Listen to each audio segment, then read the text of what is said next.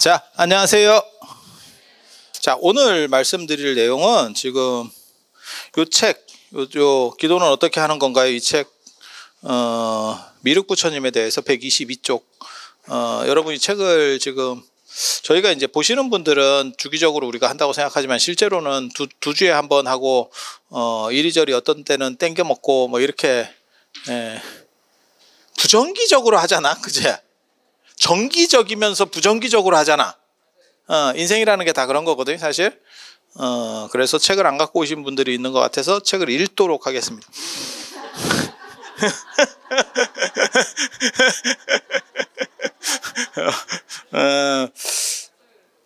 미륵, 인도 불교에서 가장 어떻게 보면 이른 시기에 나타나는 보살님 미륵입니다. 미륵 부처님 당시에도 계셨던 분이라는 썰이 있어요. 진짜인 것 같기는 한데 정확하게 잘 모르겠습니다. 그래서 아일다라고 하는 분이고, 그분이 부처님한테 수기를 받죠. 그 수기를 받은 자리가, 인도 가보셨어요? 물론 뭐 큰 기대는 안 하는데 진짜 분위기만 가지고 얘기하면 내가 인도 간다 그러면 한 100명은 모일 것 같아. 진짜. 그래서 내가 안 가. 인도 힘들어. 인도 안 가냐고 물어보는 사람은 굉장히 많아. 근데 저는 코로나가 완전히 끝나고 사람 사는 데가 됐다라고 하기 전까지 잘 안 갈 겁니다. 연세 드신 분들한테는 위험해요. 그리고 저번에 모디 총리 아세요? 인도 요즘 떡상하잖아. 가장 어떻게 보면 이렇게 쫙 커오는 게 인도. 전 세계에서 인구도 지금 중국을 넘어섰고, 인구가 넘어서는 게 뭐 대단합니까? 라고 말할지 모르지만 인구가 GDP에서는 굉장히 큰 걸 차지하죠. 그러니까 우리나라도 지금 약간 나라가 위험한 거 아닙니까? 골로 갑니다 라고 말할 때 합계 출산율 0.6대로 지금 떨어지는 거 아니냐, 이 얘기가 언론에 계속 나오죠.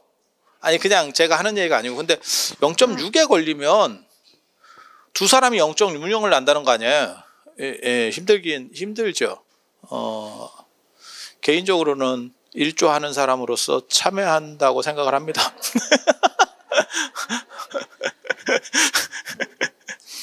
제가 굳이 나와봐야 별로 상태 안 좋아. 그래서 국가의 경쟁력 차원에서 참고 있는 거예요. 예전에 그런 생각을 했던 사람이 있어. 저런 거는 씨를 받아야 된다. 그래서 그거를 억지로 해서 씨를 받아봤더니 별 볼 일이 없었어요. 그게 구마라집이에요. 그래서 인간이라고 하는 게 진짜 재밌는 거예요. 부모가 똑똑하다고 자식이 똑똑하지 않고, 부모가 상태가 안 좋다 그래서 자식이 상태가 안 좋은 게 아니야. 그래서 대를 이어서 상태 좋은 사람 나오는 게 전 세계적으로 드물어요. 위인전을 다 읽어봐도 대를 이어서 나오는 경우가 없어요. 그게 어떻게 보면 평등이라고 저는 생각하거든요. 똑똑한 사람 밑에서 똑똑한 사람이 계속 나와버리면, 야, 그거 같은 불평등이 있을까? 어떻게 보면 부의 불평등보다 더 대단한 불평등이 이루어지는 거예요. 그래서 그건 참 괜찮다라는 생각을 해요. 그게 그래서 두 가지의 어떻게 보면 불평등을 통한 합리성이라는 게 존재하고 있지. 지금 현재 인류에는 그거는 머리는 세습이 안 된다더라. 부는 세습이 되는데 머리는 세습이 안 된다더라 하고, 가는 데는 좋은 거 먹어도 일찍 갈 놈은 가더라. 그러니까 재벌이라고 더 오래 사는 게 아니더라. 그거 참 재밌지.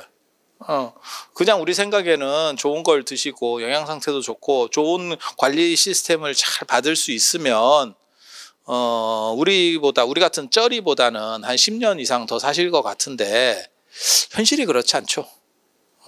그래서 그 두 가지가 불평등 속의 평등이라고 생각을 하는 거예요.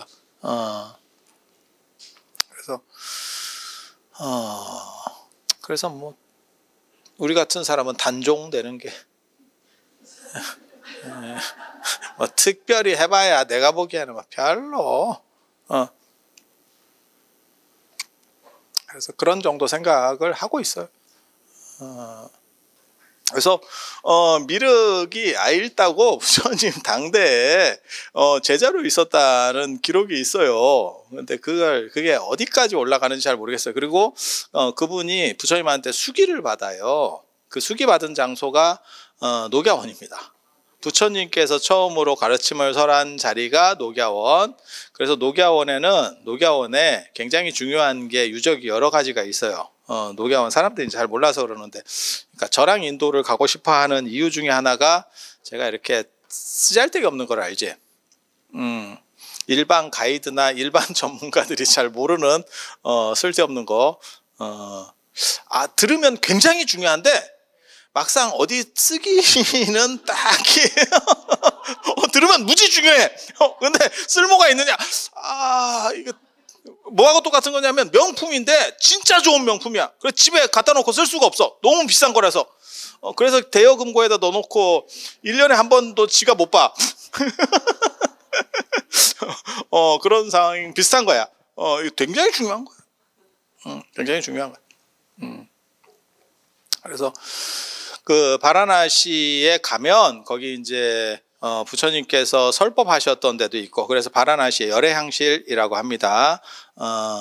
향문화는 굉장히 오래된 거예요. 개인적으로 제가 뭐 욕먹을까봐 차마 말은 못하지만 저는 향을 안 피우면 기도 성립 자체가 안 된다고 생각하는 사람이기 때문에 근데 요즘 절에서 자꾸 향을 못 피게 해서 저게 되나 싶은 생각을 하기는 하는데, 그런 거 얘기 나올 때마다 꼭 무슨 얘기들이 나오냐면 향문화가 도대체 얼마나 됐느냐라고 얘기를 하는데 되게 오래된 겁니다. 되게 오래된 겁니다. 불교 이전부터 이집트에서 공양 문화가 있었고 인도도 굉장히 오래됐어요. 그래서 향공양이라는 거는 부처님 당대에도 아마 어느 정도 이상은 있었을 걸로 추정을 합니다. 근데 그게 명확하지는 않고 근데 부처님 돌아가시고 나서 탑이 만들어지고, 부처님 돌아가신 직후부터 탑이 만들어지거든요. 부처님 사리탑이. 거기에 향공양 얘기가 나옵니다. 일산도 꽂아놓고, 그러니까 햇빛 가리개도 해놓고, 그 다음에 향, 그 다음에 꽃, 향하고 꽃은 그때부터 그냥 문화가 나와요. 그래서 부처님을 존중하는 문화, 그 다음에 부처님께서 오래 주석하셨던 그 자리, 부처님 방, 어떻게 보면 부처님 방, 거기를 오늘날까지도 열애향실이라고 부릅니다. 열애는 부처님이라는 뜻이고 향실은 그 부처님에게 향을 공양하는 곳, 그러니까는 존중을 해서 향을 올리는 거예요. 그래서 그걸 다 열애향실이라고 하는 거고, 오늘날 열애향실로 제일 유명한 데는 마가다국 영축산 열애향실, 법화경설법지라고 하는 인도 가보신 분은 아마 뭐 다 아실 거예요. 이렇게 네모난 데가 있어서 거기서 이제 뭐 기도도 하고 뭐 이렇게 하죠. 그래서 열애향실이 있고, 그 다음에 사위성 고살라국의 사위성에 이제 기수급고도권, 거기에도 가면 금강경설법지 해가지고 그 열애향실 찾는 게 되게 쉬워요. 인도 다녀보면. 왜? 금이 붙어 있어. 가보면 이렇게 금으로 누가 다 붙여놨죠. 동남아 분들은 오시면 이렇게 금 붙이는 문화가 있어서 저쪽에 좀 번쩍번쩍한데 그럼 열애향실이야.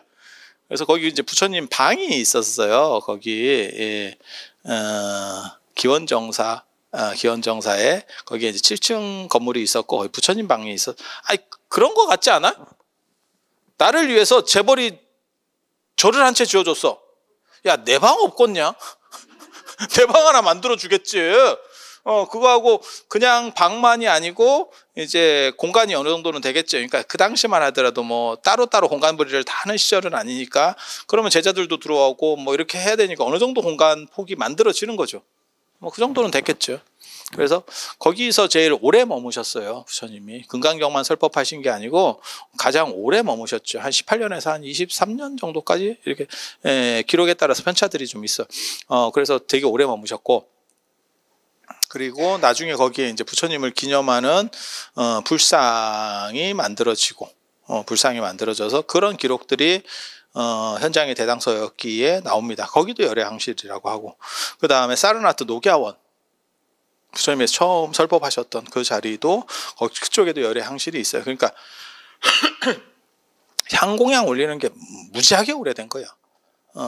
부처님 당대까지 소급하는지는 정확하게 말은 못하겠어. 하지만 부처님 돌아가신 바로 직후부터는 분명히 이루어져서 내려왔던 문화예요. 그리고 탑에다가 향하고 음식 공양한다라고 하는 것들이 율장이나 이런 데서도 나오거든요. 과일이나 이런 것들을 올린다, 등을 올린다도 있어요. 그러니까 그런 것들이 나중에 불상이 만들어지면서 탑 대신에 불상으로 대체되고 오늘날 우리가 불교 의례로까지 내려오는 거예요. 그러니까 이거는 최소한 한 2400년 그리고 더 넘어가 버리면 부처님 당대까지 소급할 수 있는 그런 문화예요. 그래서 뭐 원간에서 어떻게 할 수 있습니까? 이거 바꿀 수 있습니까? 야, 그거 바꾸기 쉽지 않아. 그렇게 쉽지 않아. 이 상황 자체가. 그래서 그런 정도 생각을 하시면 되고, 그래서 사르나트에 가면, 녹야원에 가면, 그 사슴동산, 실제로 사슴이 있습니다. 그 일본 분들이 나중에 이제 풀어놓은 그 사슴동산이 있어.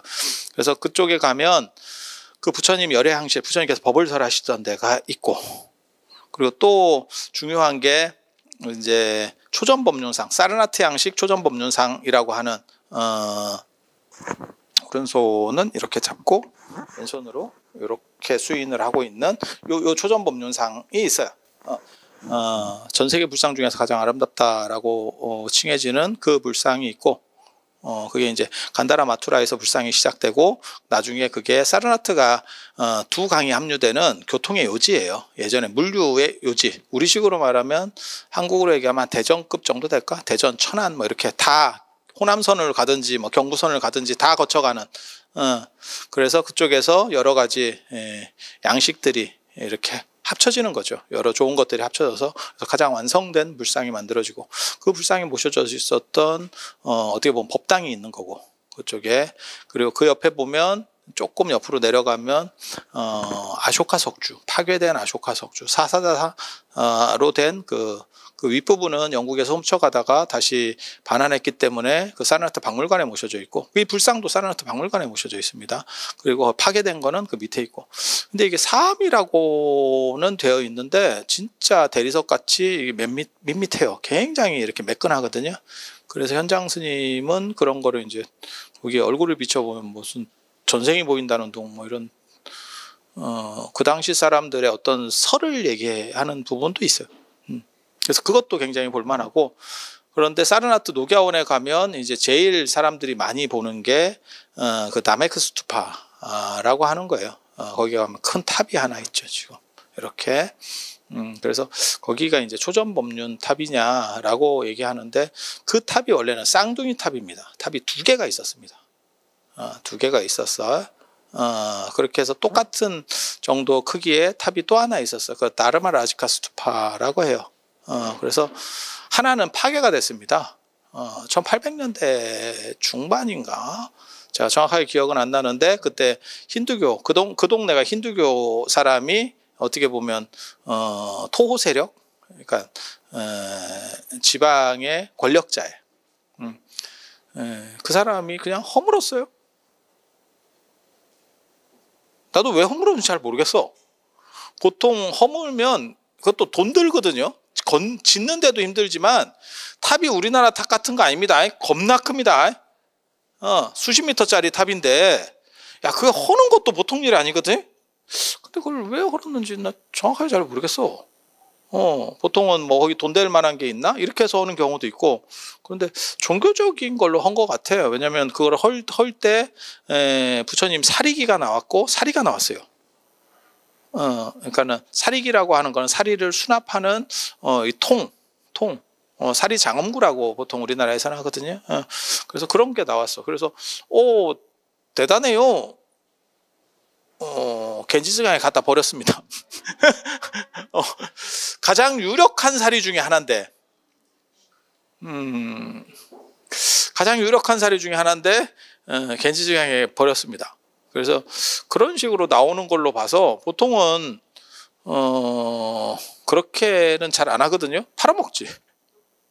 돈이 궁해서 했으면 팔아먹지. 저는 팔아먹는 사람을 더 좋아합니다.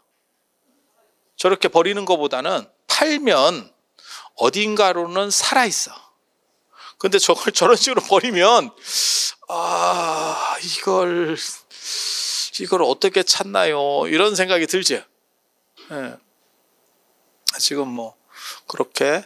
그래서 나르마 라지카 스투파가 지금은 사라졌고 지금은 나메크 스투파만 남아 있어요. 그래서 지금 남아 있는 탑을 초전법륜 탑이다라고 하는데 나르마 라지카 스투파가 초전법륜 탑이었을 거고, 하나의 탑은 초전법륜을 기념하는 탑이고 또 하나의 탑은 수기의 탑이에요.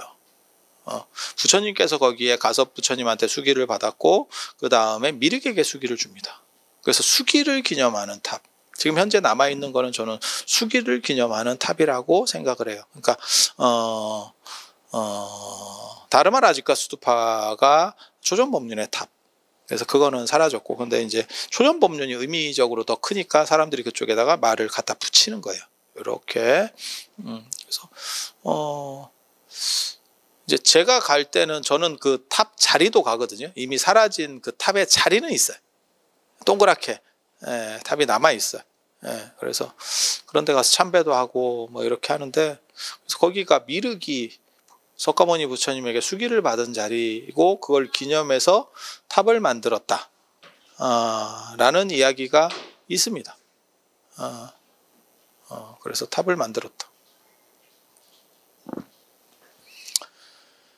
그리고 실제로 나중에 간다라에서 불상이 만들어질 때 보살상 중에 제일 빠른 게 미륵보살상이에요. 그리고 미륵 같은 경우는 도솔천에 지금 계시는 분이잖아요. 그래서 어떻게 보면 석가모니 부처님께서 가시고, 이 생각이 굉장히 재미있는 생각인데, 열반하신 부처님이 영험할까? 이 생각이 진짜, 제가 요즘 열반경 쓰면서 그걸 이렇게 저렇게 뭘 찾으면서 되게 재밌었는데, 열반하신 부처님의 영험성에 대해서 생각이, 두 가지 생각이 있었어요. 인도에서부터 그게 발견이 되거든요. 열반하셔서 가셨으니까 허공과 같이 평등한 게 된 게 아니냐. 그러면 무슨 일이 벌어지느냐? 기도해도 기도빨이 안 받는 거 아니요? 그러니까 부처님은 됐고 일단 내 문제가 급한 거야. 일단 내 문제가 급한 거야. 이게 속되다라고 생각하면 안 돼. 저는 개인적으로 사람들이 당연히 그렇다라고 봐요. 그러니까 부처님을 뭐 존중하고 이건 그건 그거고, 하지만 입시기도 끝나면 절에 오는 신도가 많이 준다더라. 그 말도 맞는 거예요. 그러면 무슨 뭐 그걸 네 뭐 복 받으려고 기도하느냐? 마음이 중요한 거지. 그래서 네가 안 되는 거야. 그래서 네가 안 되는 거야. 아생연후에 살타라고 내가 먼저 어느 정도를 정립하고 그 다음에 뭔가를 하려고 해야 돼요. 그래서 저 같은 경우는 무주상보시 이런 것도 굉장히 싫어하잖아요. 그게 무주상보시가 맞는 거 아닙니까? 그거 처리하기 싫은 사람들이 얘기하는 거야. 무주상보시가 왜 제일 좋은 줄 알아? 스님들 입장에서는 이름 써줄 필요도 없고 아주 편해. 뒤탈도 없고. 그리고 무주상보시를 강조하는 분들의 대부분은 까놓고 얘기하면 안 합니다. 뭘 안 합니다. 하는 사람은 가만히 있고 안 하는 사람이 무주상보시 얘기를 계속해. 가만히 봐봐. 내 말이 맞나 틀리나. 우리는 그냥 있는 얘기 하는 거예요. 가장 실전적인 얘기. 그래서 실제로는 부처님도 수기를 받는 거예요. 무주상보시 이런 식으로 자꾸 가면 수기고 지랄이고 다 필요가 없어요. 마음 잘 닦아서 살면 되지. 그럼 나중에는 뭐가 있냐면 굳이 부처님 되려고 할 필요는 뭐 있냐 이렇게 되는 거지. 그걸 다 연결시켜 보면 이제 그렇게까지 가는 거예요. 그래서 열반한 뒤에, 부처님께서 열반하신 뒤에 과연 효과가 있느냐? 그래서 인도 불교에서는 과거 7불, 과거 4불 얘기할 때 석가모니 부처님이 들어가셔요. 그래서 약간 왜 그런 거 있잖아요. 누가 그 얘기 저한테 했었는데 자식한테 얘기를 하는 거예요. 그분이 안 갈 거면 말고, 결혼 얘기하는 거예요. 결혼 안 갈 거면 말고 갈 거면 나 정년하기 전에 좀 가라. 뭔 뜻인지 알아요? 뭔 뜻인지 정확하게 의미가 들어오죠. 안 갈 거면 내가 너를 존중해서 하겠는데 포기. 기왕 갈 거면 얼마 차이 안 나면 나 정년하기 전에 현직에 있을 때 좀 가. 그게 크지? 너무 이게 속된 얘기일 수도 있는데 차이가 크지? 우리 속담에도 있잖아. 정승 죽었을 때보다 정승집 개 죽었을 때 좋은 객이 더 많이 온다고. 딱 그런 거죠. 그래서 그런 거를 생각을 해보면 인도에서부터 얘기해요. 인도에서부터 열반한 뒤에 이게 조금 영험이 부족한 거 아닌가. 현직에서 물러났는데 뭔 뜻인지 아시겠어요? 이 생각이 있는 거예요. 그러다 보면 누구를 생각하냐? 다음 번호에 줄을 서야 되는 거 아니요? 오실 분? 그런데 당선이 돼 있다네? 지금 대통령은 임기가 끝났고 누군지를 모르면 이게 좀 머리가 아픈데 당선이 돼 있는 거야. 미륵입니다. 그게 미륵신앙의 어떻게 보면 시작. 그리고 되게 재밌는 게 실제로 한국 불교에서는 석가모니 부처님을 정근하지 않아요. 그냥 대목대, 부처님 오신 날 대목대 하는 정도가 전부고 그 외에는 사실은 잘 하지 않습니다. 그게 그 대신에 누구를 하냐? 자세히 봐봐. 관세음보살하고 지장보살. 이분들은 다 살아있는 분이에요. 살아있는 분이에요.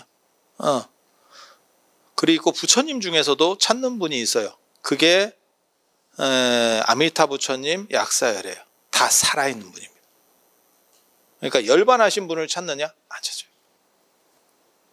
그래서 이런 흐름이 우리나라까지도 작동하고 있구나 라는 생각을 해볼 수는 있어. 해볼 수는 있어. 그래서 이제 거기에 대한 또 반대 이론도 있어요. 석가모니 부처님은 갔지만 간 게 아닙니다. 더 센 무형이지만 더 센 존재로 계십니다. 이런 얘기를 해요. 그게 이제 법화경하고 열반경. 법화경하고 열반경. 그리고 그런 식의 설정 구조 중에서 제일 유명한 게 이제 삼종출관이라고 나옵니다. 삼종출관. 그래서 부처님께서 열반하시고 나서 입관했는데 돌아가시고 나서 입관했는데 3번 움직였다라고 하는, 관 밖으로 3번 나오셨다라고 하는 거예요. 그래서 아난에게는 아난이 운구행렬 길을 어디로 가야 될지 몰라. 그러니까 부처님께서 부처님이 성격이 좀 급한 거예요. 그냥 가만히 계셔도 애들이 알아서 할 건데. 야, 이쪽이다, 이쪽. 야, 이쪽. 야, 이쪽. 그래서 내비를 해주셨다라고 하는 기록이 하나 있고, 그건 아난이 수제자라는 뜻을 내포하는 거예요. 그건 아난파에서 계속 전승하던 거고, 그와 똑같은 스토리가 한 번 더 있습니다. 마하가섭이 곽실상보, 마하가섭이 늦게 당도하니까 발을 내보이셨다.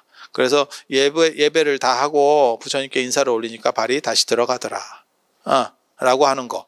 그리고 어머니가 마야 부인이 부처님 돌아가실 때 부처님 돌아가신 걸 보고 계속 울었다는 거예요. 그러니까 나는 그 열반도를, 우리나라는 그 열반도가 없어요. 제가 알기로 열반도가 없어. 근데 팔상도 안에 쌍림 열반상에 그런 비슷한 그림이 있어. 그러면 부처님께서 이렇게 누워 계시고 거기 위쪽에 막 그 오열하는 여자가 한 분 있어. 근데 그게 마야 부인이에요. 그래서 어머니가 아들을 낳고 7일 만에 돌아가시거든요. 1회 만에 돌아가시고, 그리고 아들이 부처님을 낳은 게 아니야. 왕자를 낳지 부처님을 낳은 게 아니야. 그래서 그 공덕이 크지 못했기 때문에 도리천에 가서 태어난다고. 부처님을 낳은 게 아니야. 그러니까 뭐 그런 거죠. 지금 만약에 예를 들어서 뭐 윤석열 대통령 어머님이 윤석열을 낳았지 대통령님을 낳은 건 아니잖아. 그리고 당신은 낳고 얼마 뒤에 돌아가셨어요. 이러면 대통령인지도 모르는 거지. 그렇게 되는 거죠. 그래서 부처님이라고 하는 거는 혈통적으로 이렇게 가지는 게 아니고 획득주의잖아. 그러니까 자기가 스스로 노력해서 그렇게 되는 거지. 뭐 대통령도 그렇고 뭐 다 그런 거 아니에요? 사회적 지금 현재 우리나라의 사회적 지위들은 그런 거죠. 재벌이 아닌 이상. 재벌은 세습이고 나머지 사회적 지위들은 획득주의지. 내가 노력해서 뭐 장관이 되는 거고 뭘 어떻게 하는 거고 뭐 그렇게 되는 거잖아요. 그래서 그런 차이들이 좀 존재하죠. 그래서 좋은데 태어나신 건 아니고 그냥 조금 그 도리천이 그렇게까지 좋은 데는 아니에요. 그러다가 아들이 이제 돌아가시게 되니까 와서 그거는 참 그렇지. 제가 처음에 그 열반도 일본에는 이 열반도가 많이 있어요. 부처님 열반도가 많이. 우리나라는 열반도가 별로 없어요. 그게 중국에도 아마 열반도가 별로 없지 싶어. 중국 문화권의 특징이 죽음을 환기할 만한 걸 별로 안 좋아합니다. 그래서 우리는 열반도를 발전시키지 않았어요. 그런데 동남아라든지 일본은 같은 동아시아라도 약간 틀리다니까 내가 생각이. 그래서 이게 열반도 열반이라고 하는 것은 완전한 깨달음을 성취했다. 불교는 부처님 돌아가실 때 깨달음이 완전해진다 이렇게 생각하기 때문에 그래서 불기를 부처님 돌아가신 걸 기점으로 잡는다. 제가 그런 말씀 드리잖아요. 그래서 일본에는 열반도가 있어. 그래서 열반도를 보면 굉장히 감동적이지. 막 이렇게 그 그림이 말을 하는 것 같은 이제 배경 지식이 있으면 여러분하고 저하고 그게 차이예요. 그림이 약간 입체같이 움직여. 되게 재밌어. 되게 재밌어. 여러분도 예를 들어서 어떤 내용을 잘 아는 그림을 한번 보잖아. 책이나 이런 데서 그걸 읽어가지고 내용이 스토리를 내가 머릿속에 다 알아. 그러니까 고우가 뭘 어떻게 해서 이렇게 해서 거기서 개고생을 하면서 그렸어. 뭐 이런 걸 하잖아. 그럼 그걸 이렇게 보고 있으면 약간 뭐 말을 하는 것 같고 움직이는 것 같고 그런 느낌 받아봤어요? 환자입니다. 바로 낚이는데 바보들. 그런 게 어딨냐? 그런 게 어딨어?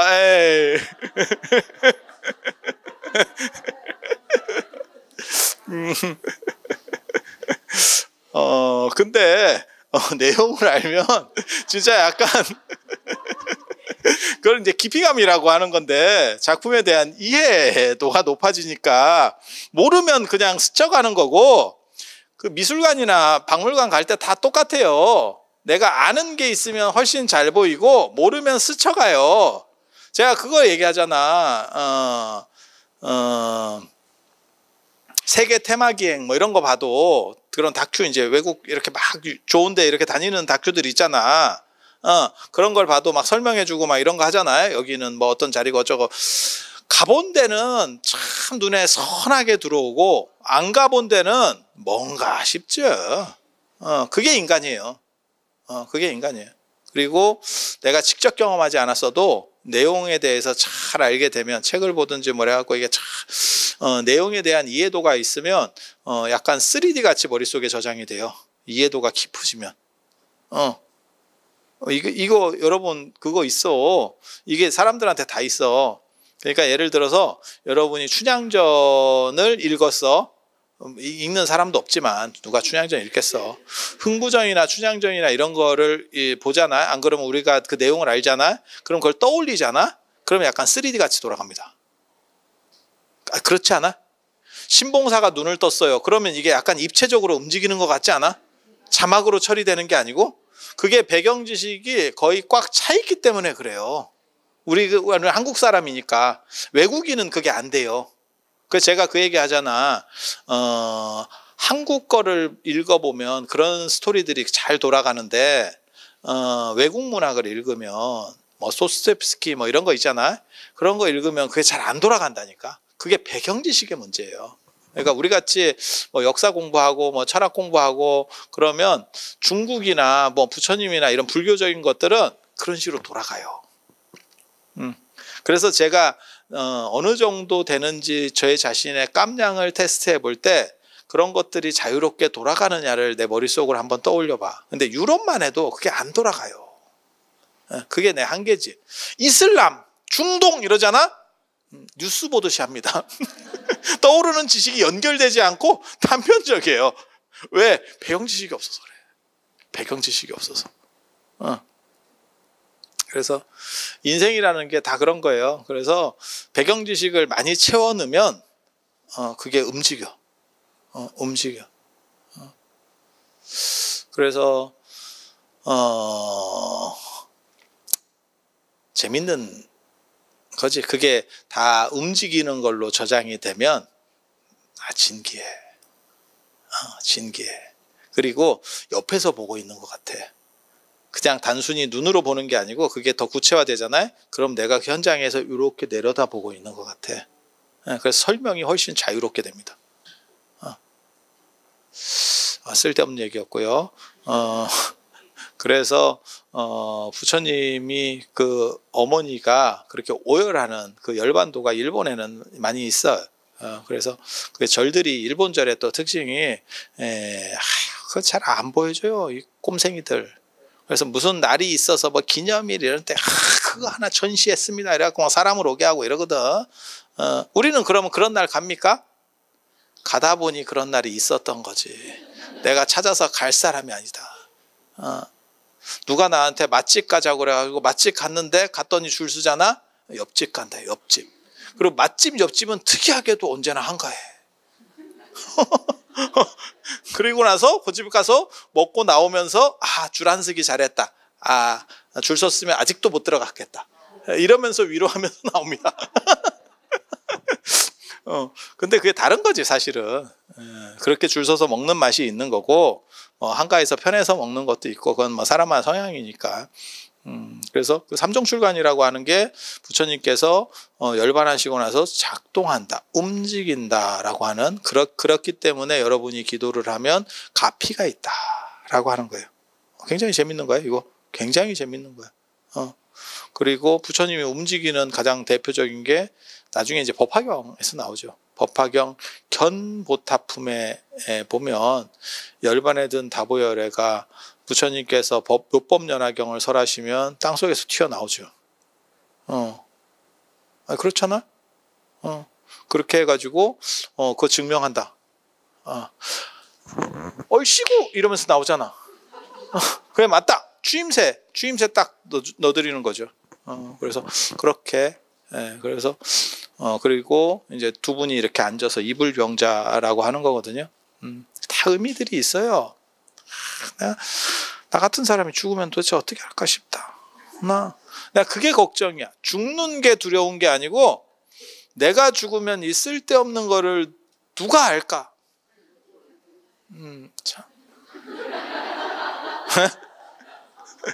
근데 더 재밌는 얘기 해드릴까? 그렇지만 죽어도 아무도 몰라. 죽어도 아무도 신경 안 쓰고 제가 어른들한테 그런 얘기 있는데 굉장히 뭐 이렇게 해가지고 자기가 중요한 일을 해서 어디도 못 빼고 뭐 3일도 못 가고 이렇게 얘기하면 제가 늘상 드리는 말씀이 있어요. 돌아가셔도 일주일 안에 잊혀집니다. 그 자리가 묻혀 마치 팥죽 떠먹듯이. 팥죽 떠먹지. 팥죽을 한 숟가락 그렇게 딱 떠먹으면 단팥죽이어야 돼. 단팥죽 이렇게 딱 떠먹으면 이렇게 조금 흔적이 있다가 싹. 그게 인생이다. 이건희 회장님 같은 분이 돌아가셔도 팥죽이야. 그래서 여러분이 팥죽이라고 생각하면 돼. 내가 아니면 내 가족을 못 지키고 이게 국가가 무너지고 내 직장이 어떻게 내 사업체가 됐고요. 빠지셔도 아무 문제 없습니다. 빠지셔도 아무 문제 없습니다. 그래서 최대한 많이 빠져서 행복을 찾으세요. 다 미루어 놓은 거를 내가 다 하고 그 다음에 나는 행복을 찾겠다라고 하면 제가 늘상 말씀드리는 얘기가 있어. 젊었을 때는 돈이 없고 돈이 있을 때는 시간이 없어. 돈이 있을 때는 시간이 없어. 그래서 이 조건들을 다 갖추지 말고 절에 살아보면 그게 있어요. 굉장히 좀 불합리한 얘기인데 어른 스님들이 쓸데없는 거 진짜 잡일 더럽게 시키거든. 아니, 저는 뭐 일하면서 참으면서 사는 사람도 아닌데 그냥 일반 스님들 보면 그래. 되게 시켜. 그렇게 하면 그걸 이제 착한 사람들은 다 하락하면 다 합니다. 뭐 참석해야 된다 뭐 한다 그러면 다 그걸 해요. 그러면 자기 시간이 없어.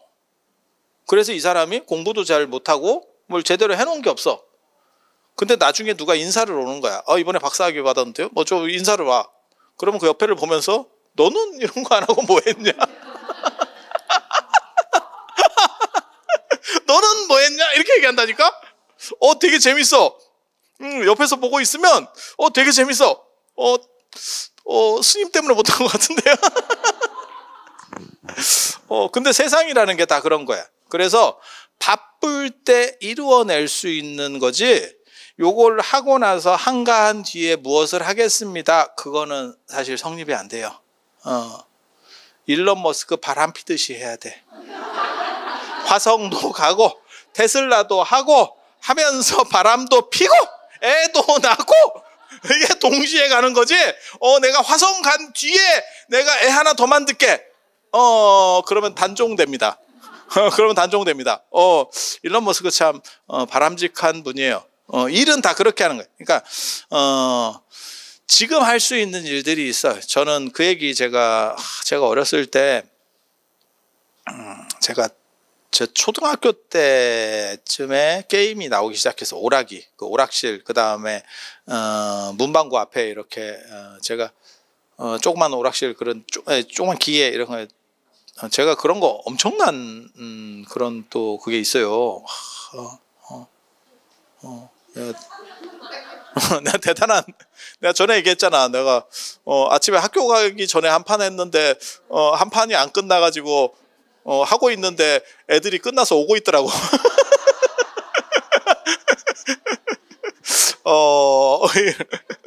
거의 전설이에요. 영웅이야, 영웅. 영웅이야. 딱 이렇게 하면, 그때도 어떻게 보면 내가 이제 딱 하면 이제 주변에 이렇게 쫙 애들이 이렇게 병풍처럼 왜 저런 게 있네 뭐 이러면서 이렇게 보는 거야.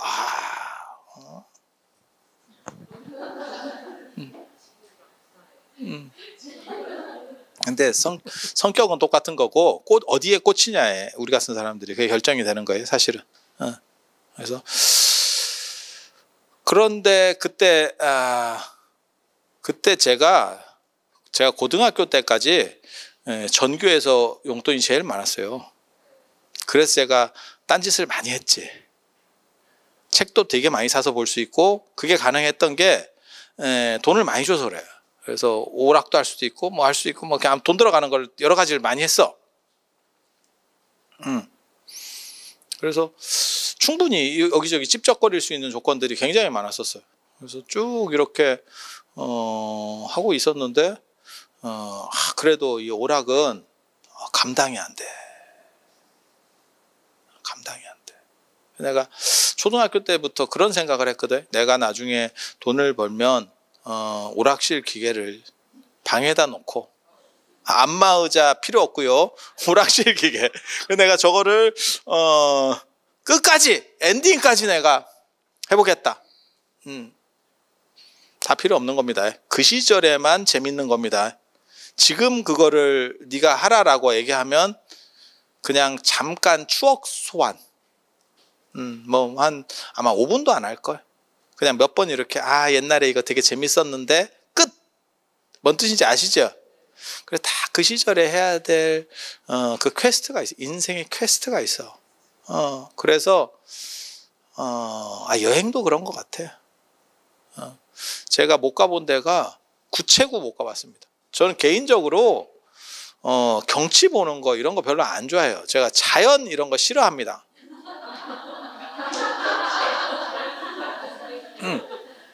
저는 시멘트 규칙적인 거, 그 다음에 규격화된 거 이런 거 좋아하지, 이렇게 통제되지 않는 거 별로 안 좋아해요. 그래서 어린 애들 별로 안 좋아하고, 자연 이런 거 별로 안 좋아해. 땅 밟는 거나 이런 거 싫어한다니까. 그리고 자연의 경치를 봤을 때 뭘 느끼느냐? 잘 못 느낍니다. 굉장히 약간 둔감하거든요. 그 대신에 아주 어떻게 보면 대단한 기계라든지 건축이라든지 이런 걸 봤을 때 훨씬 우리는 쾌감을 많이 느껴요. 이게 저게 어떻게 저렇게 될까? 이런 생각? 약간 달라. 그래서 제가 신도가 별로 없어요. 이게 이제 어른들은, 보살님들은 그런 자연 이런 거 되게 좋아하거든. 빨간 옷 입고 눈에 뵈도 왔는데 등산 가고 뭐 이런 거 하잖아. 근데 우리 그런 거 싫어요. 나 흙 싫어. 그래서 그렇게 하고 있는데, 참, 그게 그래서 구체구를 못 갔는데, 나중에 가볼래 했더니 다 가봤어요. 나만 안 갔어. 나만. 물론 뭐 여러분들은 비극적 인생을 사셨기 때문에 이 안에는 안 가보신 분도 많이 있었겠지만 나만 안 가봤어. 그래서 추진 자체를 못 하겠어. 이게 슬픈 거야. 다 때가 있어. 구체구가 유행할 때도, 구체구 전에는 뭐가 유행했냐면 계림이 유행했고, 계림, 장가계, 구체구, 태항산 뭐 이런 게 있어요. 그 흐름이 있어. 흐름이. 그럴 때 가야 돼. 뭘 얘기하려고 하는 거냐면 그 나이에 정해진 어떠한 것들이 나에게 왔을 때 그것을 즐기라는 거예요. 저 사람 많을 때 뭐하러 가? 조금 한가해지면 가지. 너만 안 갔다. 너만 안 갔다. 그리고 못 간다. 그래서 그거에 맞는 나에게 찾아온 기회 속에서 행복을 잡아야 되는 거고, 그것은 일을 하는 거나 안 그러면 뭔가 나에게 주어진 책무, 그런 것보다도 오히려 더 소중한 거예요. 근데 사람들이 그런 거를 잘 못 느끼시는 경우들이 있어. 그리고 나서 지나고 나면 나만 안 하고 남들은 다 해놨어. 물론 뭐 여기 여러분들은 너무 성실하게 사셨기 때문에 안 해보신 분도 많아요. 그래서 좀 다행이다 싶기는 한데, 그래도 주어지었을 때 그것을 최대한 즐겁게 하실 수 있도록 하세요. 그게 삶을 행복하게 사는 방법입니다. 자, 미륵 얘기 조금만 더 해보도록 하겠습니다. 그래서 미래 권력이 미륵이고, 그리고 그쪽에 관련해서 줄을 서시는 분들이 있습니다. 석가모니 부처님은 낡은 줄이고 동아줄은 미륵이라더라. 그렇게 외치면서 강력하게 말씀하셨던 분이 서유기의 주인공 현장스입니다. 그렇긴 한데 당신이 집권하기 전에 당신이 먼저 돌아가셨죠. 미륵 오기 전에. 그래서 저는 그 얘기를 되게 좋아해요. 현장 스님 나중에 옥화궁에서 돌아가시거든요. 옥화사. 그게 옥화사들, 저도 못 가봤네. 거기 나중에 한번 가보고 싶은데, 당나라 장안에 있었던 당현종 양귀비 아시죠? 현종 아마 현종 아니구나. 당 고종인가? 고종인갑다. 고종의 잠저예요. 그러니까 어렸을 때 컸던, 맞을 거예요, 제 기억이. 그래서 그게 잠저고 이제 왕이 되니까 궁으로 만들었어요. 왕이 태어난 곳은 일반 사가로 두지 않습니다. 거기는 왕기가 서렸다 그래서 궁으로 만들었고, 옥화궁으로 만들었고, 궁을 대체할 수 있는 게 나중에 절이에요. 그래서 그냥 절로다가 바꾼 거예요. 그래서 옥화사라고도 나옵니다. 거기서 돌아가시거든요. 저도 그런 데서 살아보고 싶습니다. 왠지 시설 좋을 것 같지 않아? 거기 출신이 황제가 됐어. 야, 이거 황제 아들이고 황제가 될 정도면 시설 겁나 좋은 거 아닙니까? 내가 보기에는 이거 거의 7성급 호텔급이 싶은데, 그래서 거기서 돌아가시는데, 돌아가실 때 맨 마지막에 옆에 제자들이 물어보는 거죠. 스님은 죽어서 도솔천에, 미륵이 지금 도솔천에 있거든요. 도솔천에 태어나십니까? 아, 그렇다 라고 말하고, 돌아가시기 직전에 도솔천 사람들이 나를 데리러 오고 있다 이렇게 얘기합니다. 초청장 받았다더라. 참. 그래서 그렇게 그래서 미래 권력에게 줄 수는, 그래서 미륵을 두 분으로 얘기를 하죠. 하나는 미륵 보살, 현재는 보살이에요. 당선인 신분이지만 대통령은 아니기 때문에, 네. 아직 임기가 시작이 안 된 거죠. 당선만 돼 있고, 그래서 미륵 보살. 그리고 이제 조금 높여 불러주는 분은 미륵 불이라고 불러주는 이유는 그런 거요. 원래 대통령 당선인이면 대통령님 이렇게 불러주면 기분이가 좋지. 뭐 대통령이 된 건 아닌데 당선만 됐지 지금 아직 임무는 시작한 거 아니야. 뭐 그럴 수 있잖아. 뭐 예를 들어서 어디 뭐 좋은 뭐 구글 같은 데 취직했어. 그러면 구글 아직 다니는 건 아닌데 합격장만 받았어. 그러면 어디 가니? 어디 다니니? 그러면 구글 이렇게 말을 뒤에 조금 흐리면 돼. 다니는 건 아니니까. 그러면 굉장히 있어 보이지. 그런 거하고 똑같은 거예요. 그래서 그렇게. 그래서 시간적으로 그렇게 존재하는 거고, 미륵과 관련해서 이게 또 재밌는 게 있어요. 미륵이 용인가? 그거 내가 진짜 생각 많이 하는데 답을 잘 못 내겠어요. 미륵이 용이요? 용? 용의 우리나라 말이 미륵이에요. 미르. 그래서 예전에 미르재단, 미르의 전설 이렇게 나오는 거거든요. 그런데 왜 용하고 미륵이 연결되는지는 잘 모르겠어.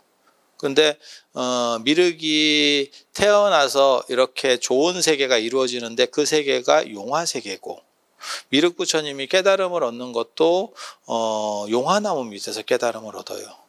그리고 미륵 부처님 도상에서도 용화수까지를 드는 경우도 있고, 보통은 물병을 듭니다. 미륵보살은 정병을 들어요.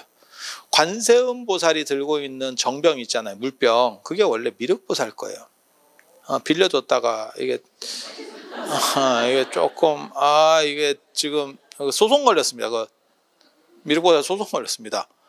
그 내 건데, 그 물병이라고 하는 게 수행자의 상징이에요. 그래서 미륵은 아까 부처님한테 수기받았던 제자라 그랬잖아요. 그래서 수행자로서의 지물을 들고 있는 거예요. 관세음 보살은 수행자가 아니에요. 그게 정병이거든요. 관세음 보살은 귀족 스타일이에요. 그래서 물병을 들지 않았어요, 원래는. 근데 지금은 관세음 보살 하면 당연히 병 아닙니까? 이렇게 생각하거든요. 정병이라고 생각하는데, 수행자의 상징이 물병하고, 그걸 정병이에요, 정병. 그 군지라고 해서, 군지칼라고 해서, 이게 수행자가 들고 다니는 자루 달린 물병이 있어. 그걸 이렇게 꽂아서 들고 다니는, 이렇게 약간 머리가 우리나라 술병 같이 이렇게 생긴 것도 있고, 그 다음에 보통은 자루가 달려서 이렇게 주전자 같이 해서 이렇게 하는 게 있어요. 두 가지가 있는데, 정병하고 또 하나가 총체, 털이개. 그게 수행자예요. 그래서 관세음 보살은 제가인의 모습을 하고 있고, 제가 귀족의 모습을 하고 있고, 그래서 물병하고는 관련이 없고, 미륵 보살은 수행자의 모습을 하고 있기 때문에 물병을 가지는 거고, 또 한 팀이 더 있어요. 이게 제석천은 왕의 모습을 하고 있기 때문에 금강절을 가지거든요. 보통 상징물로 금강절을 가지고, 벼락무기. 범천은 어떤 스타일로 묘사가 되냐면 출가자로 묘사가 돼요. 그러니까 수행자로 묘사가 돼요. 그래서 총체, 불진이라고도 해요. 지금 종정스님 이렇게 할 때도 그 총체를 드리고, 그 다음에 대종사, 조계종에서는 대종사 이렇게 모실 때도 총체를 드려. 왜 총체라고 하냐면 전체를 관할한다. 원래는 그게 목이 좁고 팔이 좁고 그 다음에 발밑에 쓸고 이런 물건이에요. 약간의 빗자루 같은. 그래서 수행자들은 바닥에 앉을 때 거기 인도가 그 벌레가 많아서 그래요. 아열대 습하고 이러니까 벌레가 많아가지고 바닥을 쓸고 앉습니다. 혹시라도 죽일까봐. 나 요즘 그 유튜브 되게 희한한 걸 봤는데, 인도 유튜브가 어떻게 하다 보니까 들어갔는데 그 사람 되게 재밌더라. 그 사람 그 콘텐츠는 뭐냐면 코브라 잡아주기야. 마을에 코브라 같은 게 막 이렇게 나타나서 이렇게 하면 우리나라에도 그런 콘텐츠를 가지고 하시는 분들이 있어요. 말벌집 퇴치해주는 그게 콘텐츠야. 그러니까 시골 같은데 말벌집이 있으면 그 사람한테 연락하면 그 사람이 그 말벌집을 없애주는 게 그 사람 콘텐츠야, 콘텐츠. 이해가 돼? 청소기 같은 거 하나 갖고 갖고 말벌을 청소기로다가 싹 빨아. 싹 빨아. 그래갖고 그거 처리해줘. 저렇게 돈 벌고 사나 싶은 생각이 들긴 드는데, 근데 인도 사람은 코브라, 뱀 이런 거 다 처리해 주는 거야. 집에서 뭐 이런 게. 근데 한두 마리가 나오는 게 아니야. 뭔 놈의 집에 저렇게 뱀이 많나 싶은 정도로 나와. 그럼 그 사람이 이렇게 하고 자루에 넣어주고, 그러니까 우리식으로 말하면 땅꾼. 그렇게 해서 자루에다 다 넣어가지고, 보통 한번 이렇게 가면 한두 마리 나오면 컨텐츠를 찍겠어, 이 사람이. 그 누가 봐. 득실득실 나와야 그게 이제 조회수도 막 몇백만씩 가요. 재밌잖아. 비암 잡고 이런 거 재밌잖아. 뭔 뜻인지 아시겠죠? 그럼 동네 사람 또 다 나와서 구경하고 막 딱 잡고 자루에다 다 넣어가지고 갑니다. 근데 맨 끝에 굉장히 놀라워. 풀어줘. 코브라인데 한적한 데 가가지고 풀어주면서 끝나, 영상이. 그렇게 풀어주면 또 올 것 같은데, 나 이런 생각이 드는데, 저거 풀어주면 안 될 것 같은데, 저거 굉장히 위험한데, 근데 풀어줘. 왜? 그게 이제 어떻게 보면 생명 존중이라고 하는 거야. 죽이기는 싫은 거야. 그러니까 다른 사람에게 피해를 주니까 내가 구제는 하는데, 제거는 하는데, 내가 죽이고 싶지 않은 거야.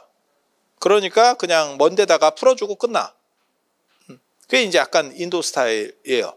우리나라 같으면 뭐 구렁이나 이렇게 사람을 잡아먹진 않고 독이 없는 거는 풀어줘도 되고, 맹독성이면 사실은 약간 이렇게 해야 될 것 같은 느낌? 아니, 위험하니까. 위험하니까. 그리고 인도하고 우리나라는 달라요. 뭐가 다르냐면, 인도는 의료시설이 별로 안 좋기 때문에, 아까 그 모디 총리, 내가 그거 얘기하려고 그랬는데, 모디 총리가 그거 발표했어요. 인도를 개혁하겠다 이러면서 화장실을 뭐 1억 1,000만 개인가를 뭐 만들겠다, 1억 2천만 개인가를 만들겠다. 내가 이게 뭔가, 인도 인구가 14억이라고 치고 화장실을 1억 개를 넘게 만든다고? 그러면 인도는 화장실이 한 개도 없나? 야, 만들어도, 아니 정부에서 만드는 거는 집에 만들어주진 않을 거 아니야. 개인 집에 만들어주진 않을 거 아니야. 공공장소에 만들어줄 거 아니야. 그게 정부 돈으로 하는 거니까. 그렇지 않아? 집에다가 만들어주지는 않을 것 같은데? 내 생각에? 뭐 보조금 주나? 그런데 그렇게 생각하면 1억 개 이상의 화장실을 만든다는 게 이게 나란가, 이게 뭔가 싶은 생각이 좀 드는 거지. 그런데 아무튼 인도 되게 재밌어. 그렇게 해서 그 벌레 죽을까 봐 이렇게 쓰는 거예요. 벌레를 잡느냐? 안 잡아요. 밀어냅니다. 밀어냅니다. 그리고 이게 벌레가 많기 때문에 습하고 이러니까, 그래서 그 벌레를 이렇게 쫓는 거예요. 말꼬리, 뭐 그 소꼬리 이런 거 보시면 어떤 용도인지 아시잖아요. 걔가 이렇게 다니면서 좀 쫓잖아. 그런 거야, 그런 거. 그래서 그게 수행자의 어떻게 보면 필수품이에요. 그래서 미륵과 관세음 보살 예를 들면, 그래서 미륵은 원래는 승려, 수행자의 모습이고, 그 다음에 관세음 보살은 귀족의 모습이고, 제석처는 왕이나 귀족의 모습, 그 다음에 범처는 수행자의 모습이에요. 그래서 수행자의 모습을 상징하는 불자를 범처는 가지고 있고, 원래 미륵 보살은 군지 물병을 가지고 있어요. 물병을.